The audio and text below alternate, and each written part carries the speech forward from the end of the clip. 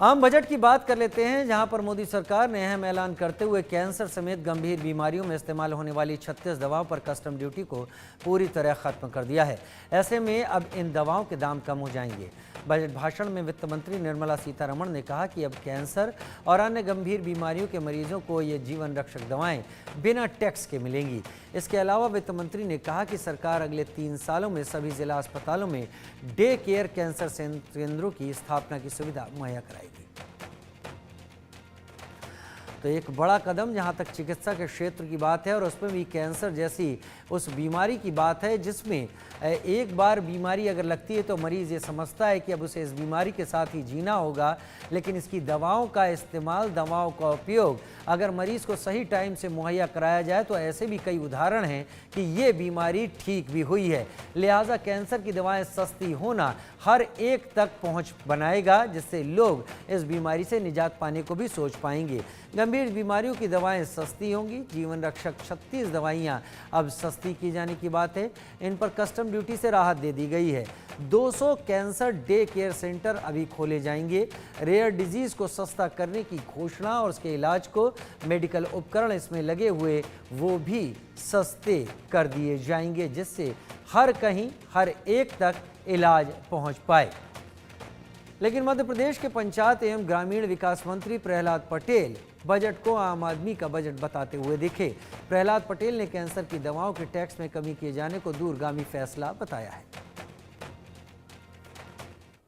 देश की वित्त मंत्री निर्मला सीतारमण के द्वारा देश की संसद में आज 8वीं बार पूर्ण बजट पेश किया गया है। वहीं पर जो देश की वित्त मंत्री हैं उनके द्वारा आम लोगों के उम्मीद का पिटारा लेकर आज वो देश की संसद में पहुंची और उन्होंने 8वीं बार बजट पेश करते हुए अपना भाषण दिया। वहीं पर ये जो बजट पेश किया गया है, इस बजट में किसानों की बात करें, शिक्षा की बात करें और चिकित्सा की बात करें, इस पर जोर दिया गया है और लोगों के लिए राहत भरी कई योजनाएं लेकर आए हैं। वहां पर हम अगर किसानों की बात करें तो किसानों के लिए धन धान्य योजना की लेकर आए हैं और जो टैक्स की जहां पर लोगों के लिए हमेशा सोच रहती थी कि टैक्स में कोई छूट आए, तो इस बार का जो बजट पेश किया गया है उसमें टैक्स को लेकर कई बड़े फायदे दिए गए हैं। 12 लाख तक के टैक्स को बिल्कुल छूट में रखा गया है। वहीं पर अगर हम बीमा की बात करें तो बीमा में एफडीआई को 75% से बढ़ाकर 100% तक कर दिया गया है। वहीं पर अगर हम टैक्स को भरने की बात करें तो पिछले 4 सालों को का टैक्स अब हम बिना किसी पेनल्टी के भर सकेंगे और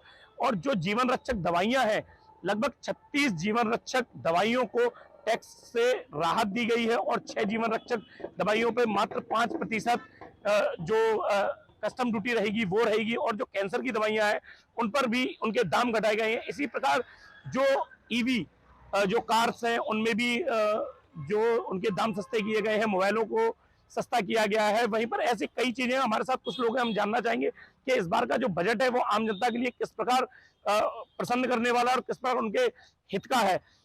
जो बजट पेश किया गया है आज देश की लोकसभा में, जो संसद में निर्मला सीतारमण के द्वारा, किस प्रकार देख रहे हैं, किस तरह देख रहे हैं इस बजट को?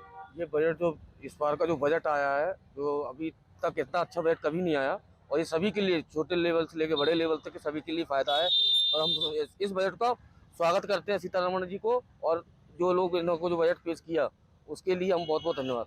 टैक्स में जो छूट दी गई है 12 लाख, उसको किस प्रकार? मैं भी सैलरी हूँ, मेरा भी 13 लाख का पैकेज था, मेरा भी पैसा टीडीएस का कटता था, लेकिन आज जो मैं 1 लाख रुपए करता था वो नहीं कटेगा, तो मेरे लिए एक बचत कम तो 1 लाख। अब आपको सालाना लगभग कितनी छूट मिल रही है टैक्स से? 1 लाख रुपए की समथिंग छूट मिल रही है मेरे को। तो ये आपके लिए खुशी की खबर है? अच्छी बढ़िया खबर है, अच्छी खबर है, शानदार खबर है। आप किस प्रकार देख रहे हैं इस बजट को जो पेश हुआ है? ये बजट को मैं देख रहा हूँ कि ये देश हित में बजट है, ये आम जनता के लिए बजट है।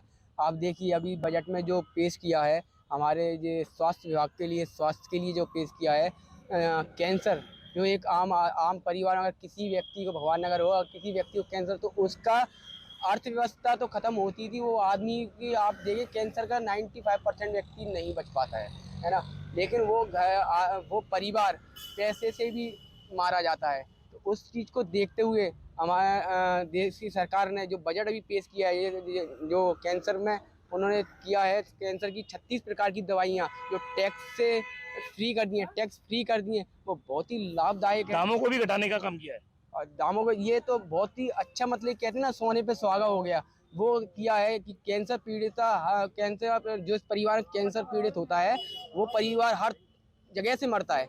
आपने उसमें एक संजीवनी का काम किया है कि छूट दे के दवाई को, कि कहीं ना कहीं उसे थोड़ा बहुत राहत मिलेगी। जी बिल्कुल, किसानों के लिए जो क्रेडिट कार्ड था उस पे पहले 3 लाख रुपए की लिमिट होती थी, अब 5 लाख कर दिए, इसको किस प्रकार देख रहे हैं?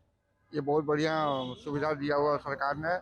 और सबसे बड़ी सरकार का ये बेनिफिट, हम एनपीएस से जुड़े हुए हैं। एनपीएस पर जिन्होंने छूट ये दिया हुआ है, ये सरकार की बहुत ही अच्छी पॉलिसी रही है और हम इस सरकार का समर्थन करते हैं। जो हम नुकसान में जा रहे थे वो हमारे लिए बहुत ही नुकसानदायक था और इस सरकार इसी तरह का हमारे साथ ये करे, हम इसका समर्थन सरकार का करें। तो आपने देखा कि हमारे साथ कुछ लोग थे, हम लोग थे जिन्होंने इस बजट का समर्थन किया और इस बजट को जनहितैषी बताते हुए आम नागरिकों के लिए प्रसन्नता देने वाला बताया है। इंडिया न्यूज के लिए राहुल सिंह चौहान। आदरणीय प्रधानमंत्री जी का और आदरणीय वित्त मंत्री जी का और राज्य मंत्री पंकज चौधरी जी का हृदय से अभिनंदन करता हूँ, क्योंकि मैं 3 बातें प्रमुखता से देखता हूँ जो विभाग मेरे पास है। बुनियादी ढांचे के लिए 1.5 लाख करोड़ बिना ब्याज का राज्यों को देने की घोषणा, ये इंफ्रास्ट्रक्चर को ऊंचाइयां देने के लिए सबसे बेहतरीन काम है और हमारे ग्रामीण विकास के लिए बहुत महत्वपूर्ण घोषणा है। दूसरा एक घोषणा मजदूरों के लिए हुई है, गिग वर्कर हो या अन्य कोई भी मजदूर हो, वो एक ही पोर्टल पर आए, जानकारी लें और अपनी समस्याएं बताएं और समाधान पाएं। मुझे लगता है ये सिंगल क्लिक का मामला है। तीसरी बात है कि जो गंभीर बीमारियां हैं, जिसमें कैंसर सहित अन्य बीमारियां हैं, उनकी जितनी भी दवाइयों में लगने वाले बाहर से आने वाली दवाइयों पर टैक्स थे, उनमें कमी हुई है। ये बड़ा दूरगामी फैसला है।